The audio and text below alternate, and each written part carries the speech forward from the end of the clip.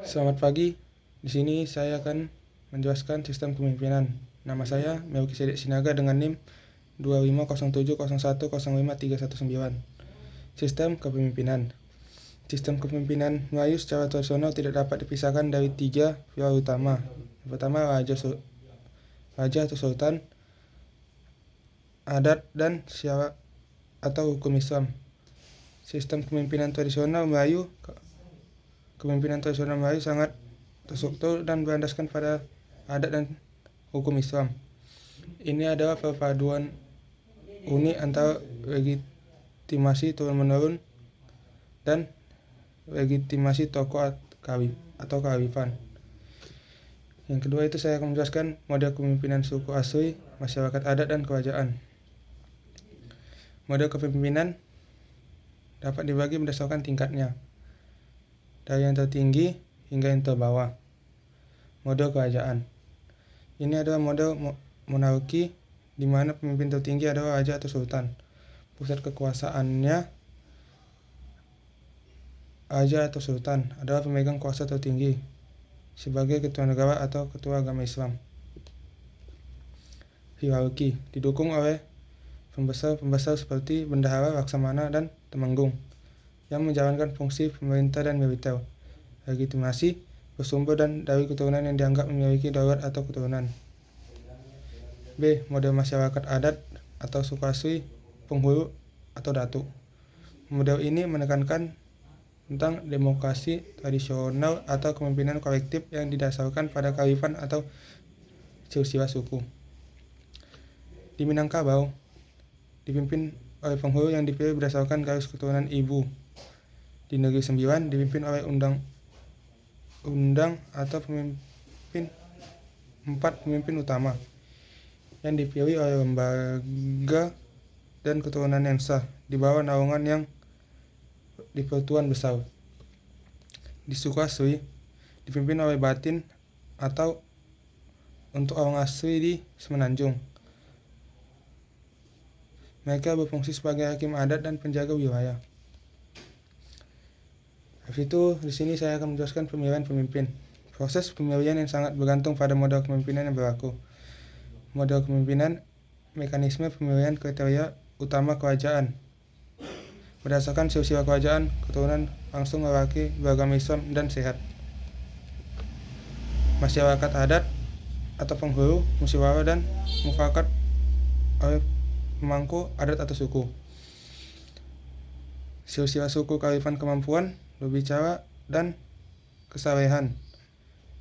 Suku asli, batin, atau temenggung dikenali atau diakui secara konsensus oleh komuniti atas kemampuannya dalam supranatural dan spiritual, pengetahuan tentang alam atau adat, dan keberanian. Ada pengecualian dalam beberapa kasus kerajaan, misalnya di Negeri Sembilan, raja yang di Pertuan Besar juga dipilih oleh para undang atau pemilihan adat dan bukan hanya berdasarkan keturunan langsung. Selanjutnya saya akan menjelaskan marwah pemimpin. Marwah adalah inti dari legitimasi kepemimpinan Melayu. Ia merujuk kepada kewibawaan, martabat, kehormatan, dan keagungan pemimpin yang diyakini berasal dari kekuasaan ilahi atau pengakuan rakyat. Marwah raja atau sultan adalah kekuatan spiritual yang melindungi raja. Melanggar titah raja dianggap sebagai tindakan yang dapat membawa bencana. Raja yang berdaulat harus adil dan bijaksana. Keadilan adat yang marwahnya. Simbol-simbol kekuasaan seperti payung kuning, nobat, keris sangat penting untuk menjaga marwah ini. Marwah pemimpin adat, wibawa seorang penghulu didasarkan pada ilmu adat dan kemampuan berhujah atau berbicara secara beradat. Pemimpin adat harus menunjukkan sifat jujur, amanah, dan berbudi bahasa. Kegagalan dalam menegakkan adat akan meruntuhkan marwahnya. Pergantian pemimpin. Pergantian pemimpin terjadi melalui beberapa mekanisme. Yang pertama itu ada wafat.